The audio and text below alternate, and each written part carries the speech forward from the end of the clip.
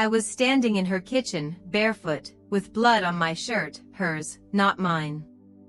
The smell of burnt toast still hung in the air, like the morning had no idea it was about to collapse into hell. She was lying there, motionless, eyes wide open but looking at absolutely nothing. And all I could think was, this isn't how I pictured falling in love. You ever meet someone who makes you believe you're capable of more? Not in the dreamy, Pinterest inspiration way. I mean in the dangerous, bone-deep way. The kind of more that destroys your life because you suddenly want things you shouldn't want. I didn't kill her. But I might as well have.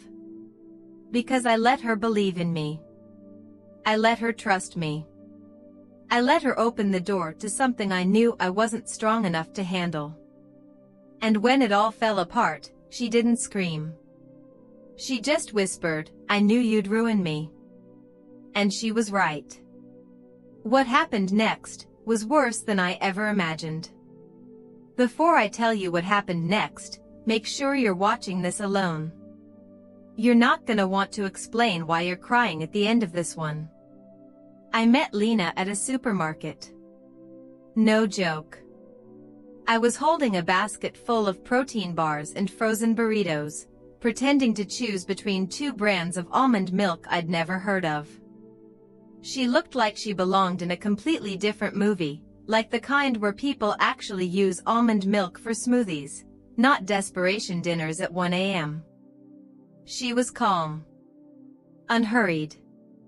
She smiled at me like she already knew I'd be important to her, and that scared me more than I'd ever admit. "Do you know the difference between oat and almond?" she asked. I told her no. That I was just pretending to be the kind of guy who compares those kinds of things. She laughed. Not politely, genuinely. And then she introduced herself. Lena. A kindergarten teacher. Vegan. Ran every morning at 6 a.m. Loved her dog more than most people. We ended up talking for an hour in the middle of aisle 7. No pressure. No expectations. Just easy. I hadn't felt easy in years. I didn't tell her I had no job, no apartment, and a court date coming up for something I'd rather not mention. I didn't lie, I just let her assume things. Assumptions are softer than truths. Easier to wear. We started texting that night. Within a week, she invited me over for dinner. Her place was warm. Not just the lighting. Everything in it felt like it had a story. Mugs that didn't match. Art from her students. One of those cozy couches you can fall asleep in accidentally, like it forgives you. I kept thinking, how does someone live like this without constantly fearing it'll all fall apart? Dinner was quinoa and something else I couldn't pronounce. I pretended I'd had it before. She talked about her students like they were hers, like she belonged to people. Like people counted on her. No one counted on me. After the second glass of wine, she leaned in and asked, "Do you believe in soulmates?" I didn't. Not really. But that night, I said, "I think I might." She smiled. And kissed me. That was the first time I slept over. I didn't leave the next morning. She told me later she liked the way I made coffee. Said I could stay as long as I wanted. So I did. It was supposed to be temporary. A few nights. A few meals. A soft place to land while I figured my life out. But instead of landing, I started rooting. Pretending this was my real life. That I belonged here. Lena made it easy to believe. She asked about my dreams like I had any. She made space in her closet for me. She even gave me her spare key. That one felt dangerous. Like she was handing me something I didn't deserve. But here's the thing about pretending, if you do it well enough, people stop noticing it's fake. She started talking about kids. "I think you'd be an amazing dad," she said once while we were watching TV. And I wanted to be. God, I wanted to be. But every time she looked at me with those hopeful eyes, I felt this pressure. Like I was standing on a stage I didn't audition for. Like any minute now, someone would shout, "He's lying." And they'd be right.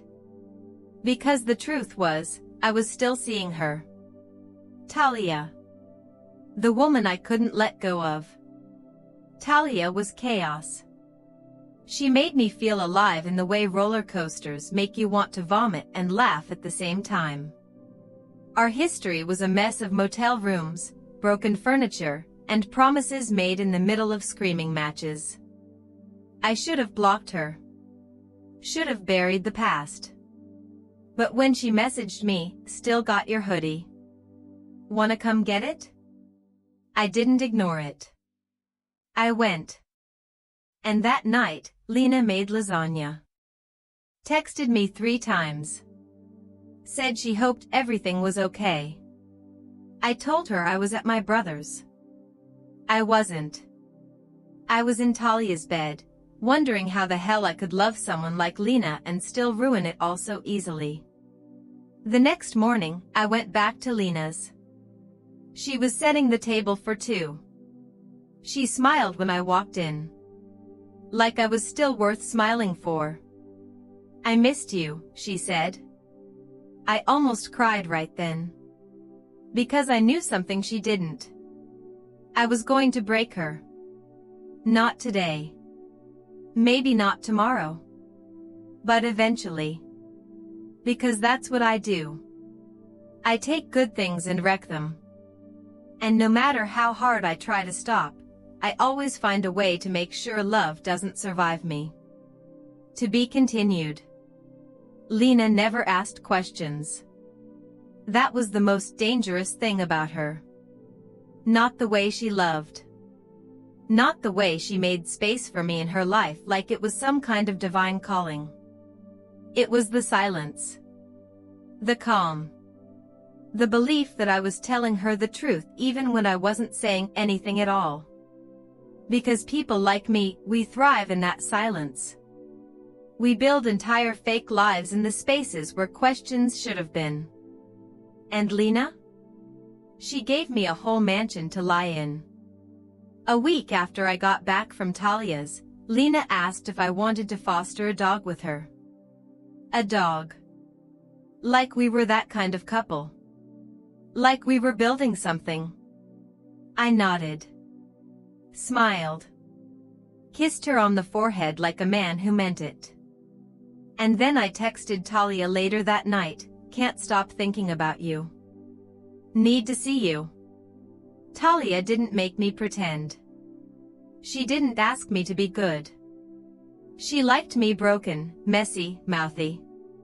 She liked the version of me I was actually scared of. And that terrified me. Because I wasn't sure which woman I was more addicted to. It was a Saturday when everything cracked. We were walking that stupid rescue dog, Milo, I think, through the park, and Lena looked at me with this faraway expression and said, "I think I'm ready." I played dumb. Ready for what? You know, a real future. With someone who chooses me every day. I smiled. I nodded. But all I could think about was that I'd seen Talia that morning. We'd met in the parking lot behind a diner. 20 silent minutes in the backseat of my car, like teenagers sneaking sin into daylight. I didn't even kiss her goodbye. I wanted to stop. I swear I did. I told myself that Lena was the life I should want. That if I just cut Talia off for good, I could finally be the man I pretended to be. So that night, I did it. I blocked Talia. Deleted our messages. Swore to myself it was over. Lena found me crying in the shower the next morning. She didn't ask why. She just held me, fully clothed, under the water, and whispered, "You don't have to explain. I've got you." And I believed her. I let her hold every broken part of me like she wouldn't drop it. A month passed. We were okay. Better, even. I got a job delivering flowers. I started cooking dinner. I helped her grade her students' spelling tests and started recognizing their names. I stopped sleeping with Talia. Stopped lying about where I was. Stopped self-destructing, at least on the outside. But inside? Inside, I was a ticking thing. Not quite a bomb, more like a black hole. Quiet, invisible, pulling everything into me just to see if anyone would notice what I'd swallowed. Then Lena told me she was late. Not to dinner. To her period. She said it gently, nervously, like she didn't want to scare me. But her eyes, they were full of something awful. Hope. "I haven't taken a test yet," she said. "But I just feel it." I felt it too. That gut drop panic. That tornado of guilt and want. She asked me if I'd be okay. If I'd still love her. If I'd stay. And I told her yes. But I didn't sleep that night. Because all I could think was, what if it's not mine? 3 days later, I caved. I unblocked Talia. I didn't text her. I just watched her stories, liked an old post. Little breadcrumbs. She followed them. She always did. The next morning, she showed up outside the flower shop. Red lips. Black sunglasses. Denim jacket. Same chaos, wrapped in perfume and danger. "You miss me," she said, not asking. I told her Lena might be pregnant. She didn't flinch. She just smirked. "Cool. You wanna get high?" We ended up in a motel 2 towns over. I didn't even check the name. Lena called me that night. I ignored it. She texted, "I took the test. It's positive. Please come home." Talia looked over my shoulder. "That's your girl?" I nodded. She shrugged. "You should go." I didn't. I stayed until morning. When I finally got back, Lena was curled up on the couch, holding the dog, wearing my hoodie. She looked up at me like she wanted to forgive me already, but needed one thing first. The truth. So I told her. I told her I'd gone to see Talia. That I'd lied. Again. That I was scared. That I didn't know how to be who she wanted. She cried without sound. That's the worst kind. And then she said, "Do you even want this baby?" I didn't answer. And that was my answer. She told me to leave. Not in anger. In quiet. Like a sentence she'd rehearsed. "Please just go before I say something I'll regret." So I did. I left. But not before I looked around her apartment one last time. The mugs. The couch. The dog. The girl who trusted me too much.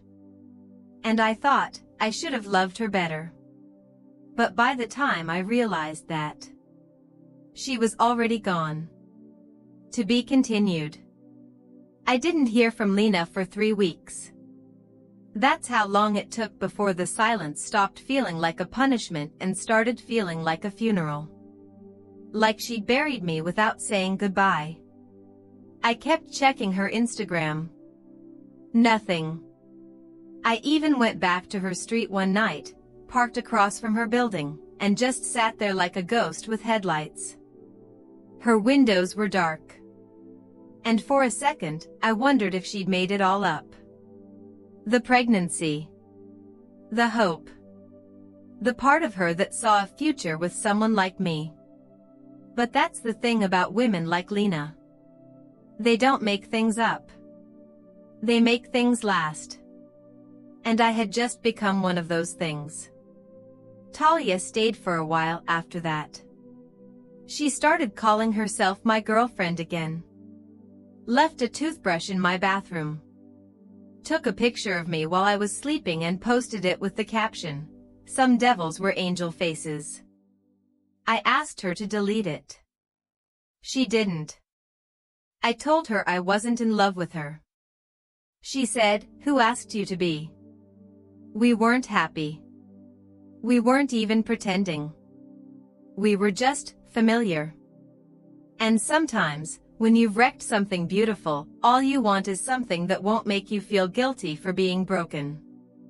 That's what Talia was. A place where I could fall apart out loud. It was a Tuesday when the doorbell rang. I was half-dressed, hungover, wearing the same hoodie I stole from Lena. And there she was. Not Lena. Her sister. She introduced herself. Handed me an envelope. She asked me to give this to you.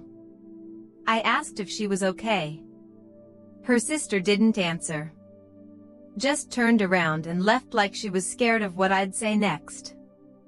I opened the envelope in the hallway. There was a sonogram photo inside. And a note. "You don't have to be the father. But this child will never wonder if they were wanted. I just needed you to know they were." I sat down on the floor and stared at that tiny blur of life like it could hear me thinking. And then I cried. Because I'd never felt so heavy and so hollow at the same time. I didn't tell Talia. I didn't tell anyone. I just started doing things differently. I quit the flower shop. Got a job at a warehouse. Something quiet. Repetitive. Nothing to lie about. I stopped drinking. Stopped chasing high places with low people. I wrote Lena a letter. 4 pages. Never sent it. Because every time I thought about mailing it, I pictured her reading it alone. Crying. And then forgiving me. And I didn't want that. I didn't want her to waste one more ounce of mercy on a man who'd spent his whole life learning how to misuse it. Months passed. I heard whispers. Through mutual friends. Old coworkers. Random overlaps on social media. Lena had moved. Started teaching somewhere else. Was living near her mom. Still pregnant. Still kind. Still choosing to walk through hell without hating the person who lit the match. One night, Talia found the sonogram photo in my drawer. "What's this?" I didn't lie. She stared at it for a long time. Then she laughed. "You're gonna be a dad? That's hilarious." I didn't laugh back. She packed a bag that night. I didn't stop her. I just said, "You were right about me." And that was the last time I saw her. The baby was born in the spring. A girl. I didn't go to the hospital. I didn't call. But I kept the photo. And every now and then, I imagine what her laugh sounds like. If she's got Lena's eyes. If she'll grow up never knowing my name, or if someday, she'll Google it and find this version of me. The one who wanted to be better too late. I saw Lena again a year later. At a farmer's market. She was holding her daughter, hair tied back, eyes tired but strong. She saw me. And for a second, everything around us slowed. She didn't smile. She didn't cry. She just looked at me like she'd made peace with the pain. Then she turned around and walked away. And I stood there, holding a basket of things I didn't need, wondering if she ever tells people about me. If I'm the villain in her story. If I'm the reason she looks at almond milk and remembers how it all began. I hope not. But I probably am. Because some stories don't get endings. They just stop. And some people? We don't break. We just rot.